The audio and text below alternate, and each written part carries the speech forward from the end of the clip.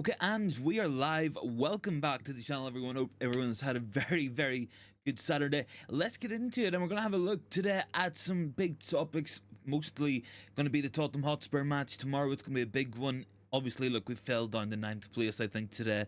It could be 10th by the time Newcastle finish today as well. So, massively concerning. It's a must-win match, and if we're finding ourselves mid-table at this point of the season, and even Chelsea are ahead of us, it does say a lot about how bad we've been across this year. Guys, thanks very much for 10 likes already on the stream. We've only kicked off, 20 seconds ago? So, thanks to everyone liking the video as they come in. Really does help out. So, thanks so much for that there one.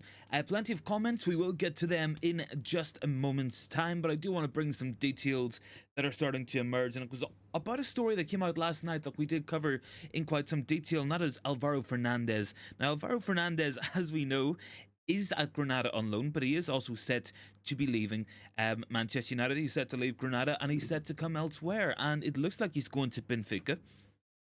Now, last night there was a lot of confusion.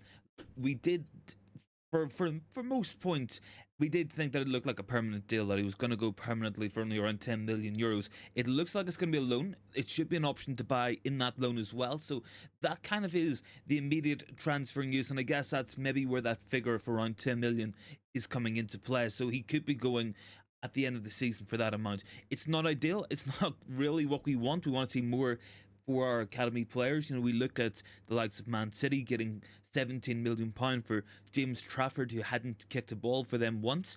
There's no reason why Alvaro Fernandez shouldn't be going for anything less than that. We know it's a done deal. We know he will be going to Benfica. It's a really good opportunity for him as well. Certainly one that I'm positive he will hopefully make the most of if he gets the minutes that we would like to see him get as well. That's got to be something really important, because look, at Granada didn't quite happen to him in that sense as well. He only got around 30% of available minutes. That's not ideal. Ronnie says, your wee hometown team up to 6th place. Glenavon going well under the new manager. Yeah, Glenavon not doing too bad, man. Not doing too bad at all either. Haven't been to Glenn's match in a long time. Big T's done there. If your Spurs will take the lead and head will drop. Yeah, look, that's my concern, Big T. Honestly, man, a goal for Spurs could just kill us off as well. We know what this team's like. And I think when we're moving into this kind of preview that we will kick off in just a minute or two time, I think that is something that will be key in this one. You know, if we go a goal down, we can't afford to really drop the heads. But we probably will, knowing us anyway. So look, this is coming in from, I believe, a source in Portugal. I think it's Ogogo, and they kind of had broke the initial story of Benfica being after Alvaro Fernandez. They're saying the deal is close. It will be a loan deal with a potential option to buy, so the option will be there. What that option is going to be, I guess that's going to be an interesting one. Will it be a big option? Will it be a smaller option with a higher sell-on percentage? These are obviously club negotiations. They've got to get this done. But really, this is an interesting certainly is an interesting deal to watch out for, because this will be the first deal done by Ineos at the club. Now look, they're not officially in the door, but they are consulted and are taking the direction in all footballing matters. So this is an interesting one. Let's see how we do in the market with this one, and it might set the tone for what's to come. Look, unfortunately, it's going to be a very quiet window. It's not going to be very exciting. I really don't expect anybody coming into us at this point in time. So I think it's going to be an interesting one to watch this. But overall, the window is going to be quite a flat one. It's going to be quite a quiet one at Old Trafford. No one really coming in. No one really going out in terms of major sales. So pretty much as we were. I would assume you possibly might see one lone player, and I think that's maybe tops. I really do. I don't think we're going to see a lot of players coming in, and no matter what other fan channels might be putting out there about deals being close to being done, it doesn't look like anything is close to being done either at Manchester United. So certainly, look, I would be surprised about that. Is a small story to bring you as well from the Anthony Martial side. His representative, who had been holding transfer negotiations in Istanbul, and Adana could not get results and returned back empty-handed without a potential deal for Anthony Martial. Look, it's like we said, this guy is going to stay here for another 6 months, and then he's probably just going to leave on a free deal. He'll get his 250,000 a week when he's here, and then he'll go at the end of the summer, get a big buy-on clause if he does go elsewhere, if anyone does want to take that kind of risk on him. And yeah, look, this is a deal that's pretty much done. Look, I think we'll quickly move over to the Manchester United versus Tottenham match. Look, we touched on it last night, But I want to go into some more detail. Obviously, look, both teams ravaged with injuries, but we might have players back, whilst Tottenham are certainly missing a lot of players. We could have Casemiro back, Lisandro Martinez could be back, Ericsson, Ahmad, Anthony could all be back in contention for this match. I think Mount's very close to coming back, Malacia, Lindelof, all could be coming back fairly soon. Harry Maguire's on the horizon to come back into this team. Luke Shaw, that's another one who we could see brought back fairly soon as well. So certainly, look, a lot of players coming in. I don't think we're going to see a bench like we did in our last match against Wigan, where we only really had Hannibal Mabry as a player who had a lot of first team experience, if any, really. You know, we were looking at Dan Gore, Bayan Dare, Amari Forson on the bench for that match. So I would expect some changes in that sense. I'm not too sure what's happening with Sofian Amrabat at the moment either. That is potentially one to watch out for, and an interesting story in that there, because very much so in the window in the summer coming into it, we kind of expected us to pick up Amrabat for that 20 million buy option. I don't think we're going to be able to get him either. I really don't. But Amrabat, he is, of course, at African Cup of Nations. He will be away for quite a while. So look, it's a good chance if you're copying Manu, keep playing in his first team. Big ups on the 12 likes as well, guys. Much appreciated. Big T says, with the youngsters being loaned out, nobody coming in, we're basically stuck with the same not good enough squad. Ange Ball is attracting players. Ten Hag Paul is depressing players. I mean, look, it has been depressing to watch at times this season, man. It really, really has. And I think at the minute, let me just quickly pull up the latest league table, just because we haven't quite depressed ourselves enough, in my opinion. Let me just quickly do that. I genuinely think we might be ninth. Yeah, we're ninth in the league. It's not looking good, and look, it's unlikely, but if Newcastle do manage to beat Man City tonight, then they can go ahead of us as well. We could be down to 10th place, and that's not ideal.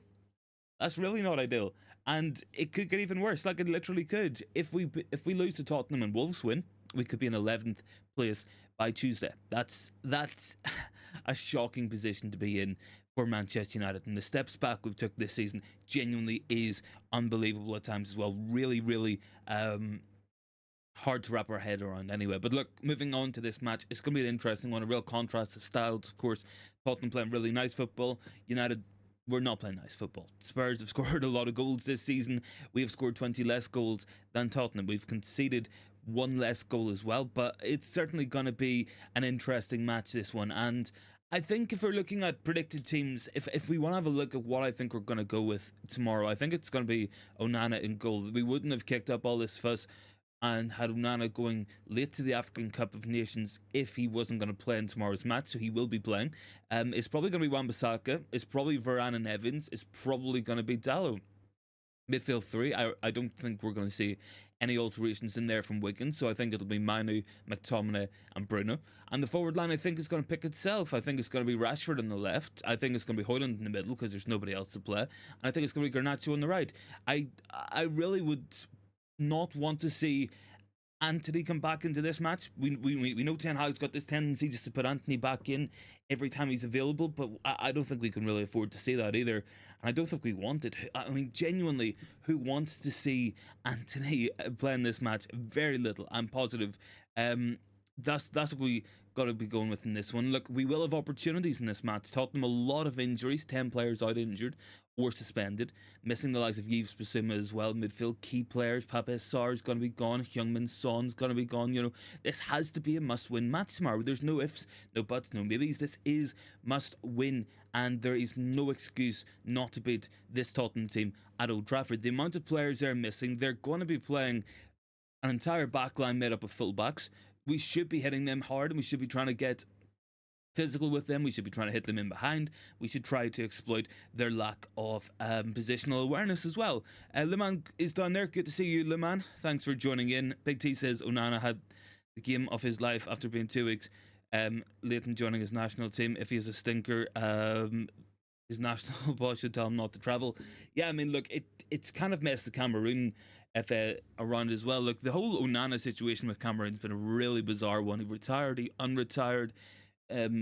He's gone to the African Cup of Nations this time, or he will be going after refusing to be. I think maybe he refused to be in the World Cup squad. I'm not too sure, but it's it's a bizarre situation. It's absolutely bizarre, and it's kind of what we expect of this team at the minute. It's kind of what we expect of Manchester United. It's just stupidity. It's just bizarre, and it's pretty much just unexplainable at the best of times. At the worst of times, I don't know. I really, really don't. Um, Guys, thank you very much on 13 likes as well. Much appreciated in that sense as well. Really do appreciate all that support. But yeah, look, it's going to be an interesting one tomorrow. I think going into this, looking at the teams in terms of form and results and points, yeah, Tottenham definitely strong favourites, but the amount of players they're missing, there's absolutely no excuse. We should not be seeing Marcus Rashford struggling to get space against Pedro Porro. Pedro Porro loves to go forward. There should be space for Rashford to attack. Højlund has to be physical, has to be strong going up against Emerson and whoever the other centre back's going to be for Tottenham. Whether or not it's going to be the new signing immediately for them, if that work permit's even done, we're not sure yet. I mean, left back Garnacho's got to get in behind there as well. He's got to get attacking those spaces out there. So against Udogie, because he will try to get involved in the overall play. And their midfield's not first choice. Their forward line is going to be Kulusevski, Richarlison, and Brennan Johnson. You can't tell me that's a top class forward line either. So we should be clear favourites in this. Whether or not that's actually going to transfer into anything tangible on the pitch, whether that's going to really become anything out there, I don't know. I personally would be surprised at this point, because the way we've played this season, how badly structured our build-up has been so disappointing throughout. And look, we're coming into a really important part of the season. This season could be pretty much done if it isn't already. We still have the FA Cup. We still have Premier League to play for. After this, I think we got a couple of winnable matches. We're going to play FA Cup fourth round against Newport or Eastleigh. That should be a win. Then we play Wolves away. That potentially looks like a potential banana skin there. We play West Ham at home. We should be beating West Ham. Away to Villa, I don't hold out much hope for. Luton, we should beat. Fulham, we should beat. Everton, we should beat. These are all winnable matches, and that takes us up to the Manchester Derby. And then even after that, we play Sheffield United, we play Brentford, Bournemouth. You know, these are teams that we should be beating. We haven't beaten them all season. We really, really haven't, guys. Big T says he retired after a fallout and leaving the national team early. After now retiring and joining late, I wouldn't select him. Yeah, I mean, it does seem like a lot of fuss. You know, it really does. Maybe they're just strapped for goalkeepers. I don't know. Leman is down there as well. He's saying, do you believe the Qatar takeover happened, we would still be in Champions League top four and into two cups? No, we wouldn't be, like, regardless.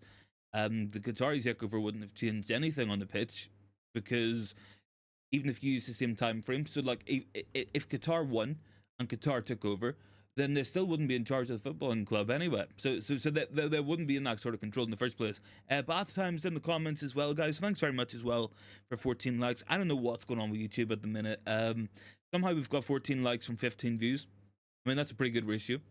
It is what it is. Liman goes, Ten Hag is such a bum. He might even send a private plane to go get a Nana back from the African Cup of Nations. I mean, look, it is a bizarre one. It really is, because we're going to be stuck with a goalkeeper after this match in Altay Bayındır or Tom Heaton, whoever plays. I genuinely wouldn't be surprised if it's Tom Heaton at this point. And we're going to be stuck with a goalkeeper who hasn't kicked a ball for us all season, and they're going to have to play in some fairly big matches. Look, they're going to have to play against Newport or Eastleigh. That's a massive match, obviously. Now, but real talk, I mean, you look at the other matches. Wolves, that's a potential difficult match. West Ham, Aston Villa, their Onana's probably going to be gone for as well. So those are all potential matches where you're going to need a goalkeeper in good form. Alphonse is down there. Big ups. Made my United agenda debut yesterday. Nice one, man. Nice one. Honestly, the agenda guys are genuinely really, really good guys as well. Really good content over there on that channel. Make sure to check it out, of course, as well.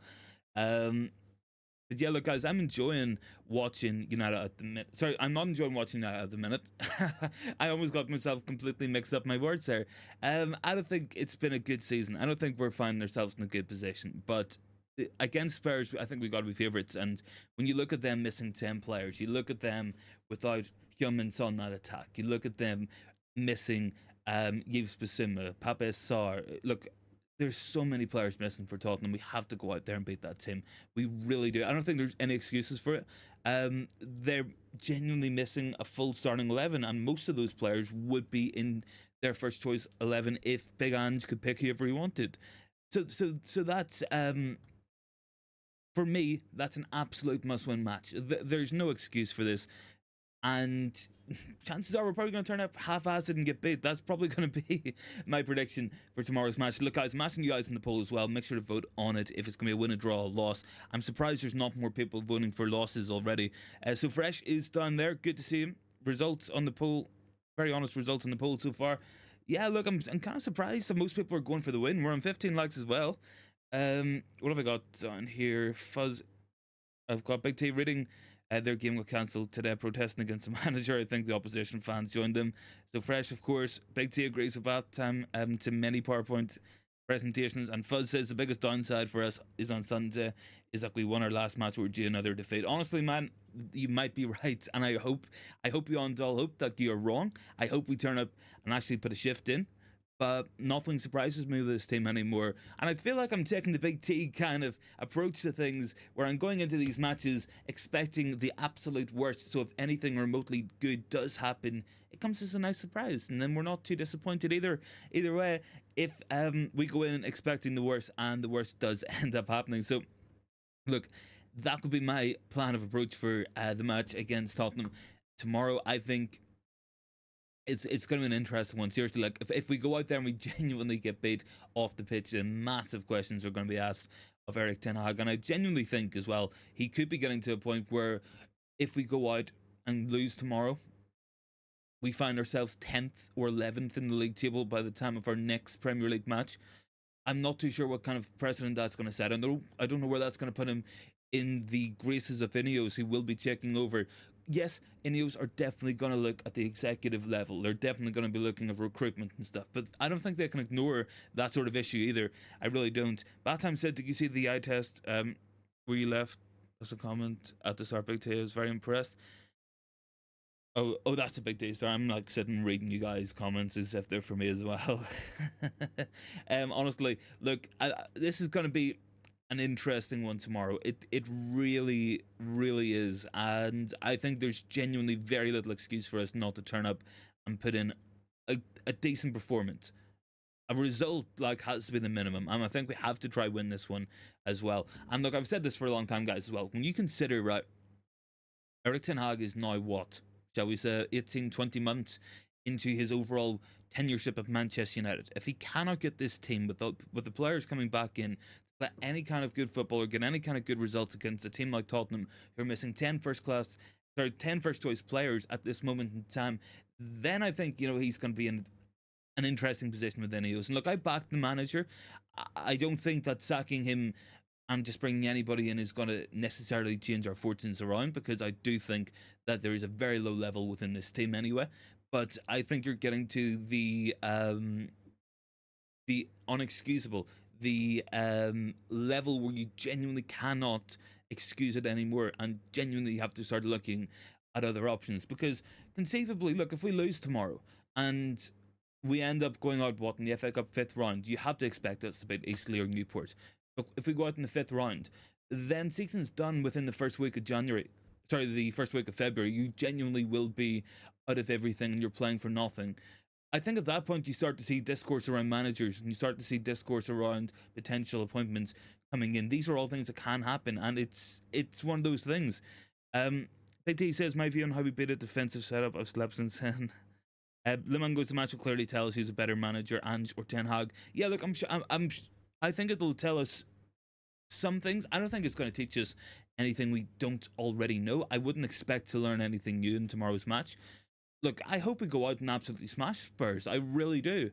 And I think if Spurs went to any other top class team, if they went to Anfield or they went to the Etihad with a team missing 10 or 11 players, playing 3 fullbacks and potentially a youth centre-back in their backline, playing without Son, playing Brennan Johnson and Kulusevski as their wide players and Richarlison up front, I think they probably lose that match 2 or 3-0.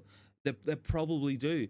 So I do find it really difficult to actually say, you know, what are we going to get out of this team? Like, what's going to happen in this match? I really, really do.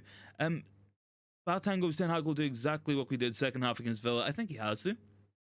I think he has to. I think we have to attack this match. We have to attack the game. There will be spaces tomorrow. If there is one thing we have learned about Ange's team and Ange's Spurs team as well, um, this entire season is regardless of who is available, regardless of how many players are on the pitch, they're going to play their same system. They're not going to change how they play, regardless of who they're playing or what players are able to field. So if they're in that position where they find themselves tomorrow turning up to Old Trafford without 10 or 11 first choice players, playing an entirely back four made up of fullbacks and a new signing making his debut, then you have to know how to counter that. You seriously do.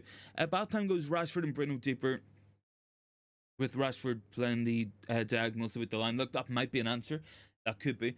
I think, look, it will be an interesting match. I think Spurs midfield, despite everyone missing, still will be quite strong. I think if we look at their last match, I think it was FA Cup, you'll kind of see what I think they're going to go with in the midfield areas as well in that one. But even in that match against Burnley, they dominated possession. They had seven shots on target, 16 shots in total.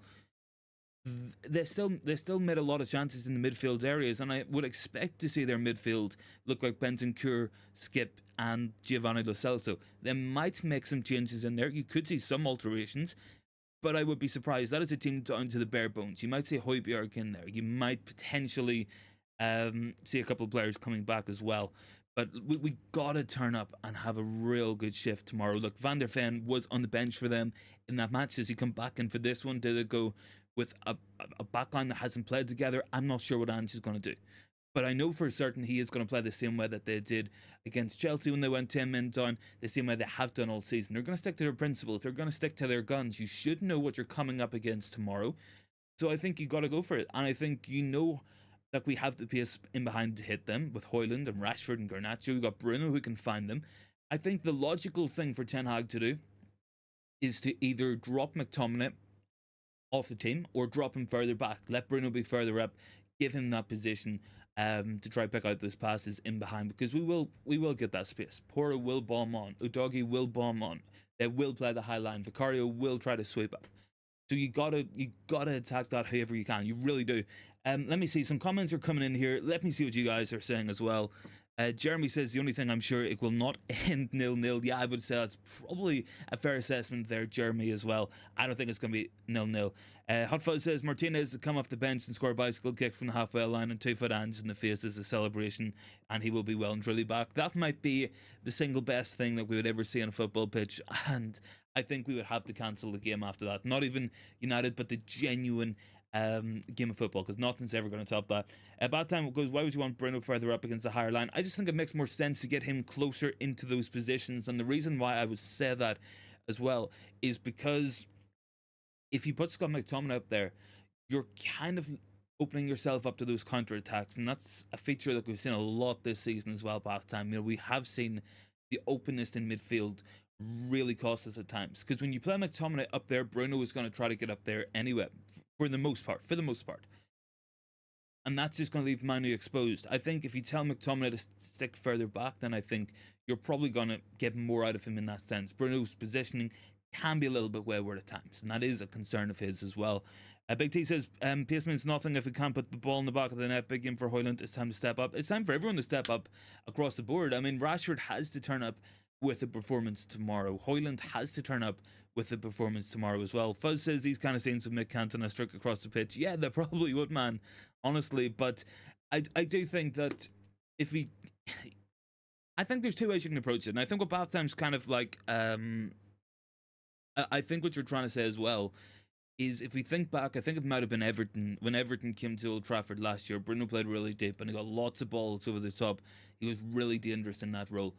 I think, yeah, that's potential, and a potential option that we can go for tomorrow. I would prefer to see him further up the pitch, because I do think that it's going to be key for Manu to have that pass further forward as well. I don't think Manu playing it into McTominay is going to be as effective as Manu finding Bruno between the lines.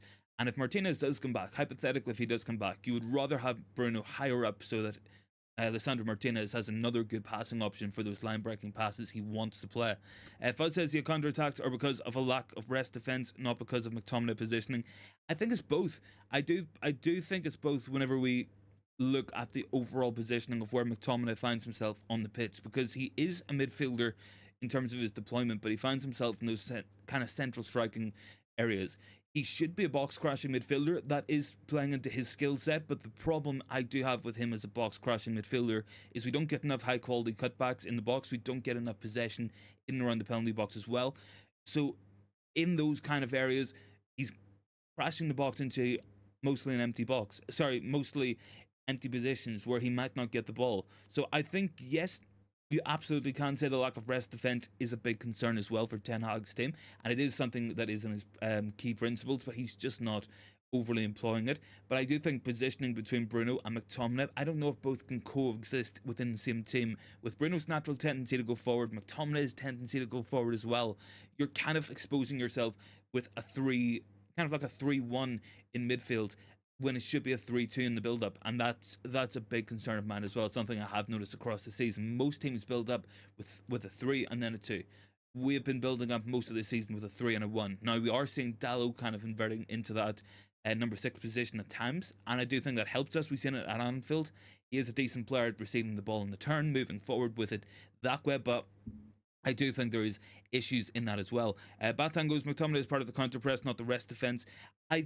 Look, I would agree with that as well, but I do think across the board, the lack of cohesion, especially when we look at the overall positioning of some of these players, it hasn't been good enough at all. And I think you're just leaving big gaps in there, and this has been a feature from match day 1, even if it wasn't Scott McTominay in there, because Mason Mount, Bruno and Casemiro in there.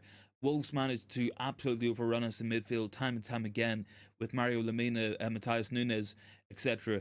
And this has been a constant tactical issue we've had all season. Yes, it probably is coming down to rest defense as well, but I do think McTominay's tendency to go further forward, even if it is under instruction, is probably hampering this team in a lot of senses as well. Jeremy says doesn't think McTominay could carry an egg to the pan. I mean, fair enough. That's one way to put it as well. That is one way to go for it. And describe the situation. And just in that poll as well, it is interesting. The lost votes have slowly but surely crept up as well. Big T says McTominay attacking mid, Manu and Casemiro behind him lights up the Premier League. I don't know, man. I don't know what the plan's going to be. I think you got a nailed on starter in Kobbie Manu. I don't think that's controversial to say. And I'm not sure who it was last night said that maybe I'm over egging Manu, but I really don't think I am when I said that the kid genuinely is potentially going to be something absolutely special in this game. So I think it's a question about who do you put alongside Kobbie Manu at this point. I don't think it's does Manu come in and play at number 6 and number 8. I think it's does Mount come in and you keep Manu further back, or do you put Casemiro back in there and put Manu in the number 8 position. Bath Time says Casemiro isn't athletic enough to play anywhere but 6, so you have Manu in as an 8. I think, yeah, look, the lack of athleticism from Casemiro certainly is a big issue. It really is. But I also do think as well, there is times where the closer Casemiro's got to the box at times, he has been effective for United in terms of through balls and finishes as well. So it is kind of a juxtaposition. What do we want to do there as well? I don't know if he's got the athleticism to play either position, because I see Manu making up gaps and distances that we wouldn't see from Casemiro. Even we even seen that against Wigan, I think it was. Manu managed to run most of the field back to make an important block in the penalty box. Casemiro wouldn't have got back there in time as well. Lack of athleticism is a key there for Casemiro, and I do think in a lot of matches last year, arguably that was covered a little bit or masked by the presence of Fred alongside him in the double pivot, and that kind of helped Casemiro as well. I do think you've seen a decline in the quality of Casemiro performances when Fred either wasn't there or now that Fred has been sold, because I think he's getting overexposed, and I don't think he can do that. I don't think he can cover both those roles as well. I just have real question marks about Casemiro's long-term future. So do you stick with Manu in 6? Do you put Mount back in?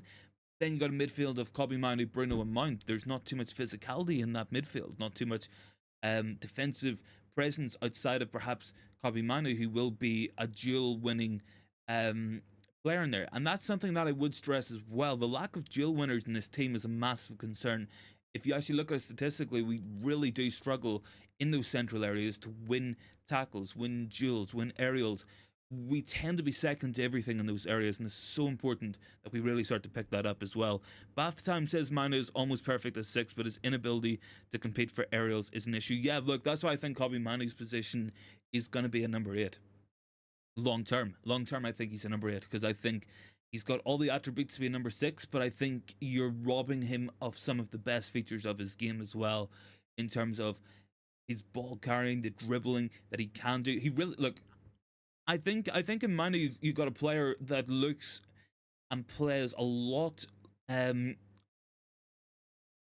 would say like Moussa Dembele. I always remember Moussa Dembele at Fulham, at Tottenham. I think he plays like him as well. I think there's certainly attributes in there as well, like you would see in like a player like Thiago Alcantara. I think you got kind of like a hybrid player there. He could play number 6, could play number 8. I think you get the best out of Manu by putting a high volume, dual winning aerial monster alongside him, someone who is going to cover those areas, who can sit whenever Manu goes forward or can go forward in their own rights. I think you got a couple of players fit that role. I will be looking at them in videos as well, but some of the examples that are coming to name, probably Amadou Onana from Everton could be a really good shot. I think Viper could be a good shot as well, depending on what options we're going to do, what budget we kind of have for that moving forward.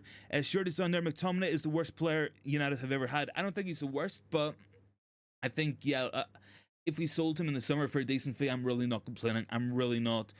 Jeremy would love to see Casemiro, Mane, and Bruno at some point. I think that's probably the first. Choice that Ten Hag was going to go for, and I think we've seen that in summer. Once Casemiro came back into the pre-season squad, the first match we played against Real Madrid was Bruno, Casemiro, and Manu, and that was the midfield as well.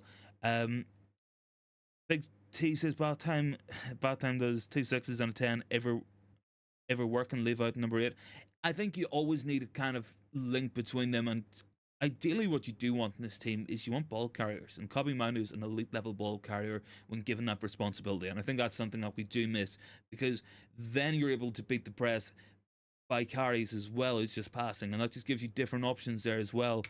Bath Time goes, not really. You need one of your midfield players to be a channel runner, defender, someone that's positioned to launch a press and not on the ball that much. Sometimes you do. Fuzz says, I'm telling you, we need to sign Wesley Sneijder. Maybe that's the option we go with. And Bourne says, do you honestly think qualifying for Europe is good for the rebuild with the current pace in terms of transfers? Personally, I think it's a waste of time. I think you always want to qualify for Europe because it means that you're missing something that other teams don't have.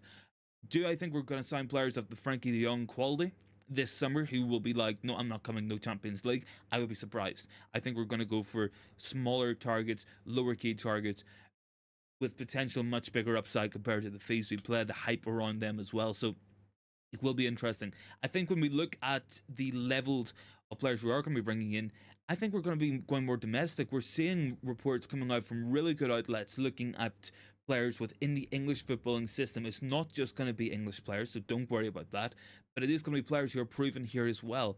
I think Radcliffe and Ineos are taking the view of it. If you look at it logically, we're paying roughly the same amount as other teams do to get players in from foreign leagues.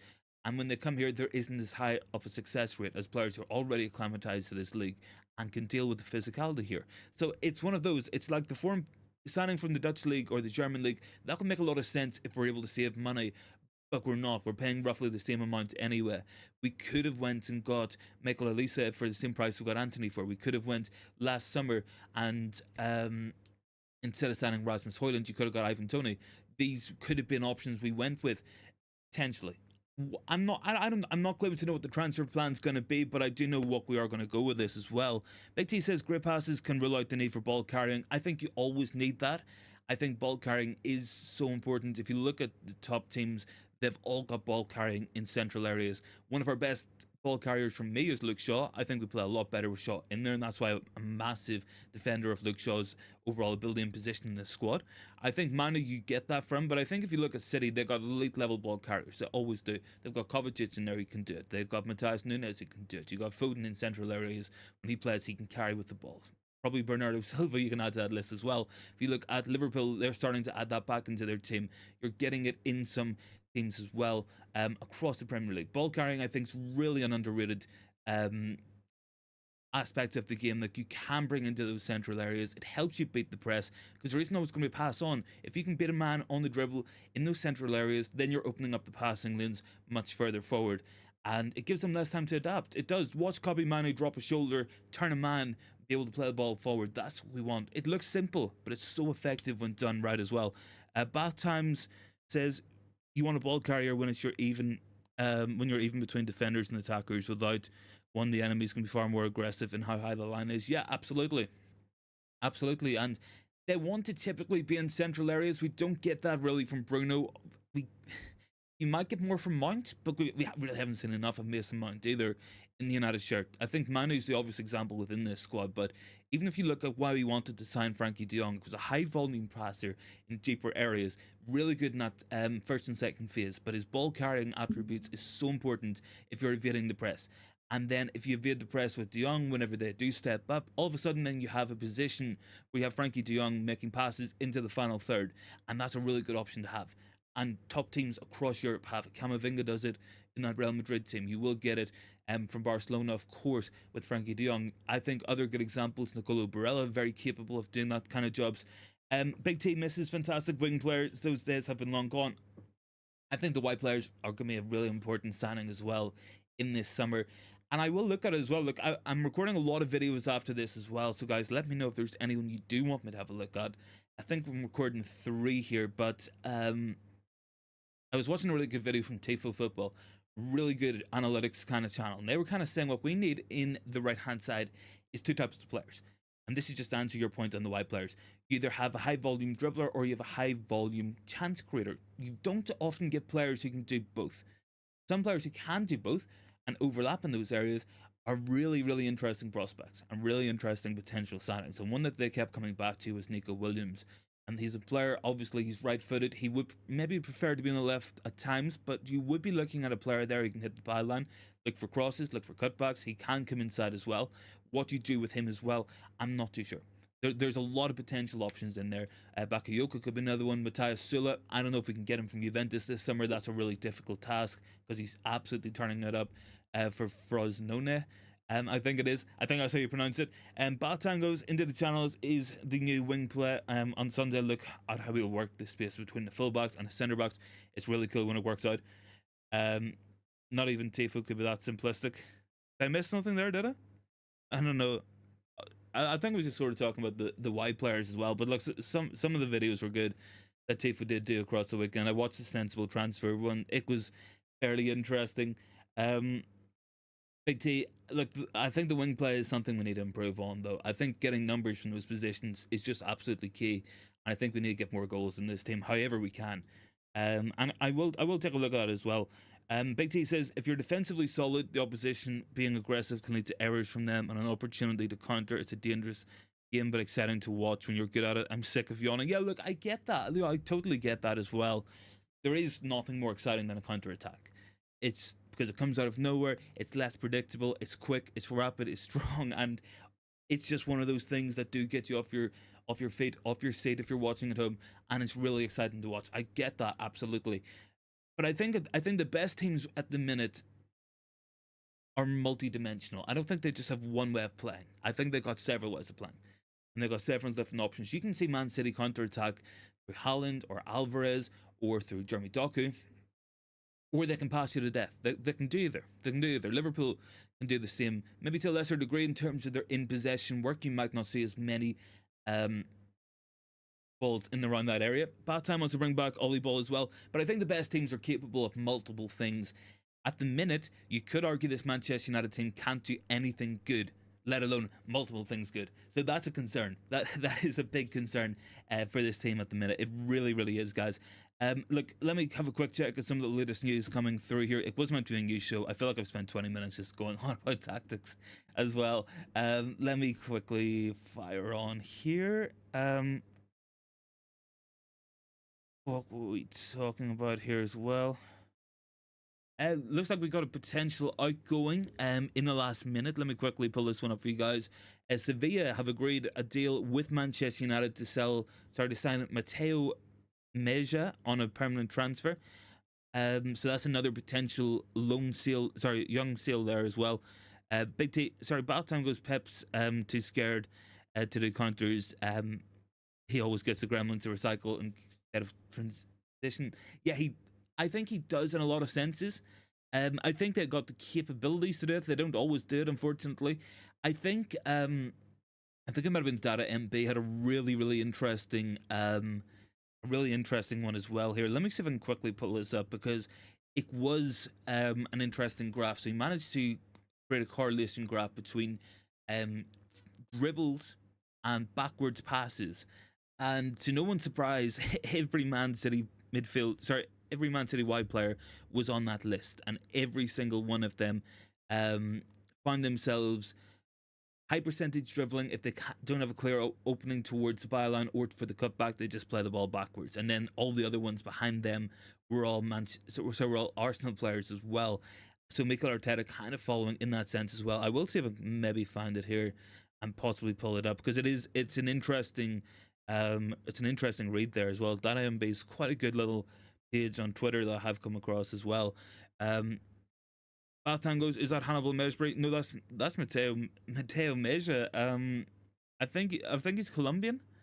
Let me quickly pull him up. He's not one that I'm actually too familiar with in the academy. Where is he? He is Spanish. He is 20.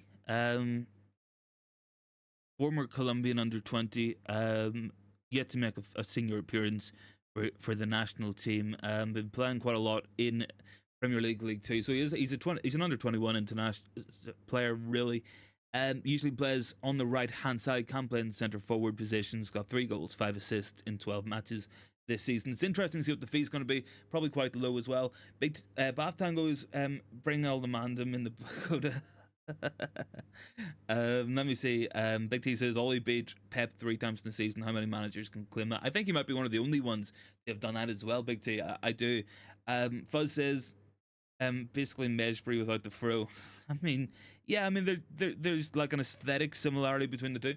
I will give you that. I will give you that one, Fuzzy. To be fair, let me see if I can find this here.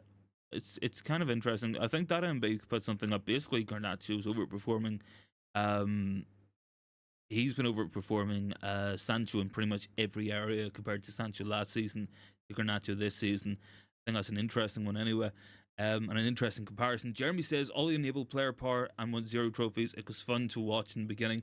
I mean, Ollie Ball was fun to watch. Yeah, absolutely, it was fun to watch. Really enjoyable football at times. Not that there wasn't really bad results. I mean, we got smashed many times under Ollie, even when things were going really well. I remember, what was it, like a 6-1 against Spurs? Was that? I think that was under Ollie.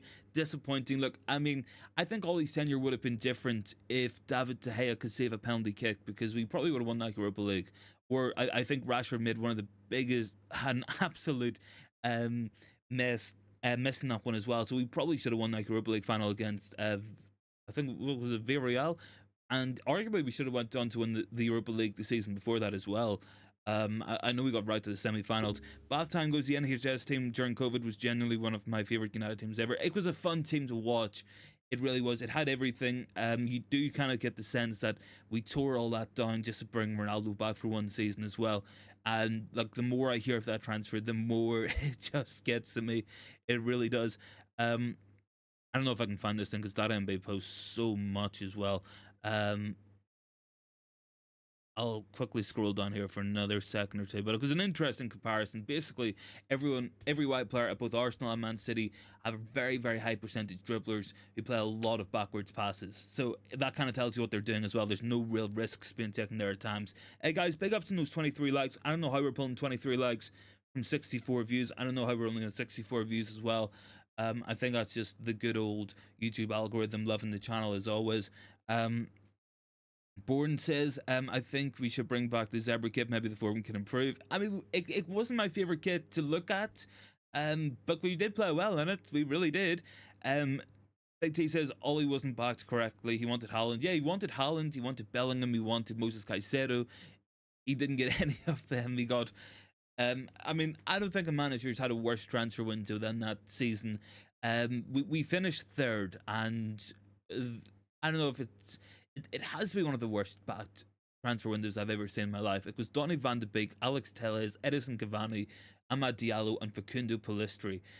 Cavani had one good season. Donny van de Beek arguably never had a good match for us. And Alex Telles was always just a worse fullback than Luke Shaw to put on the pitch. I mean, I don't know if a manager's ever had a worse transfer window. Arguably, that one season under Jose, where we got Fred, Lee Grant, and Dallo, was it? I mean, those were two second place finishes, and we went out and strengthened without. Big T says get Hot Fuzz and bath time on. I will get those guys on as well. Maybe we'll do something during the week. At the minute, look, I'm streaming on OBS at the minute, so if I wanted to, I would have to delete the stream, end the stream, and kick it back up. But I haven't even got StreamYard set up. I don't even think I got a membership for it. But I will have to get both those guys on, of course, on the channel as well. Look, guys, just in terms of that poll, what do we got? 46% for the win, 17 for the draw, 38 for the loss. I feel like people going for loss are being realistic about it. They're looking at the form across the season and how we've done against these kind of teams. I think if you're going for win, you're either an optimist like me, or you're looking at it from the point of view that, look, we're coming up against a team with 10 injuries. We're coming up against a team with no first choice back four, no first choice midfield, missing their best player in Heung-min Son, and we should absolutely be beating that team at Old Trafford, which we should do. You would be absolutely right if we said that. About time goes Ronaldo, Varane, and Sancho was a disaster if a window was mad as it sounds. Yeah, it really was, man. It really was. Those weren't our targets either. By all accounts, it looked like Oli wanted Pau Torres. We always wanted Sancho, to be fair. He always wanted Sancho, but we never got anything out of Sancho. We really didn't. And I think Sancho's going to go down as one of the worst buys in the club's history at this point in time. Like, I don't get it. I don't get the celebrating the move going to Dortmund. It's celebrating a backward step in his career. Like, it is. He is literally downgrading clubs here. Like, there's no ifs or buts or maybes. Dortmund is a fader club. It is a step up club, and it always has been for the most part. So I don't get it. I really don't. As far as goes, would you say it was the summer that killed Ollie's managerial career? I think so. I think you could argue that, because we were clearly building towards something. We didn't ever really get that defensive midfielder we needed. We never got the kind of box to box type midfielder we needed. Ultimately, Paul Pogba decided he didn't really want to play football that next season. He was injured so much as well. And then we got Ronaldo, who came in, scored goals at the expense of everyone else. Jeremy goes, I think Sancho's worse than Di Maria. I mean, Di Maria went after one season. He wasn't given 3 seasons to get to this point. Bath Time again says probably couldn't field his Martial, Rashford, and Sancho dream team. I mean, that was the dream team for Ollie. Would it have worked out? I don't know, because I think Anthony Martial had an absolute stinker of a season that year and ended up on loan at Sevilla, and was just constantly injured all the time. So I really don't think that made too much of a difference in that sense either. But it's disappointing. It is disappointing. Like, what could have been. I think it's another one of those what could have been.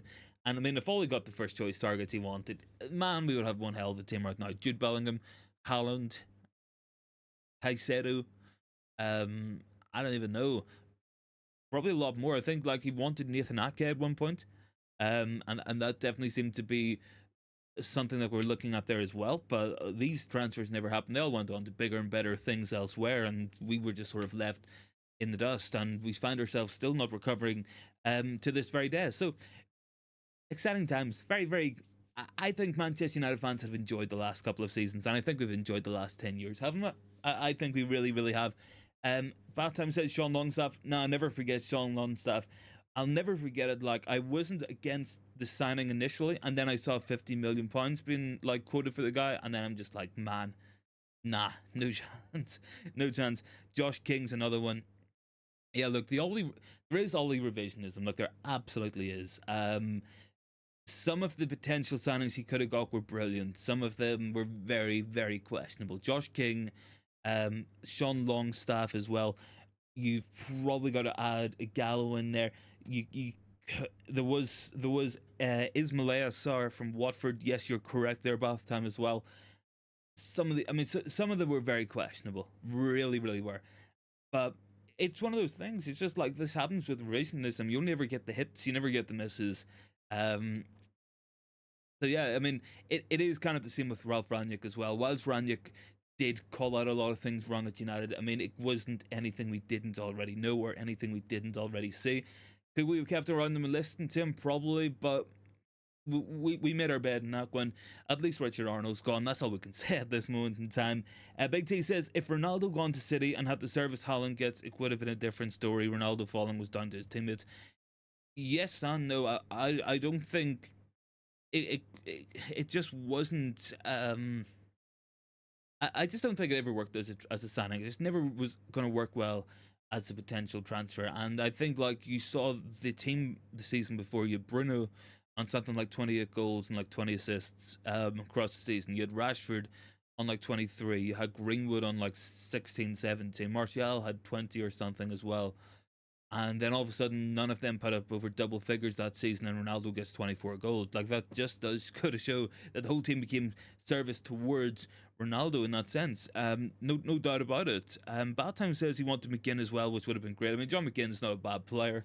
Would have brought some much needed solidity and spirit in the middle of the pitch, and he probably gets into our team today. He probably does.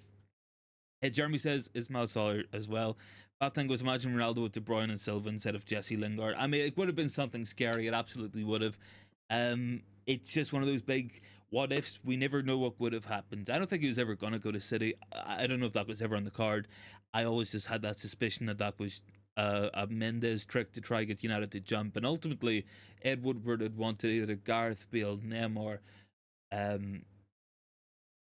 Benzema or Ronaldo, players of that ilk at United the entire time he was there. He wanted nothing else but those players, and the first chance he got, he absolutely jumped at it, and they brought him back, and that was it as well. Ederson has been subbed in the 8th minute of the match at St James's Park. I don't know why. It must be an injury, surely. Big T says Ronaldo outscores Haaland. Said he have no doubt about it. I don't know. I mean, Haaland is just a freak of nature as well, man. We have to always consider this when comparing players to him as well. Yeah, Ederson took a knock on his game's over. Ortega coming on there as well. Look, guys, I think we're going to leave the stream here. Thanks so much for joining in with us anyway. I've got 3 or 4 videos to record now, so I'm going to get that stuff done as well. Much appreciated everyone joining in with us today. I will let you know if there's going to be a watch along tomorrow. Potentially not, though. I will. If there's going to be a watch along, I'll post tonight about it, okay? I think we'll go with that there one. Look, guys, I'm going to leave the stream here. Thanks so much for watching, as always, and I'll catch everyone in the next one.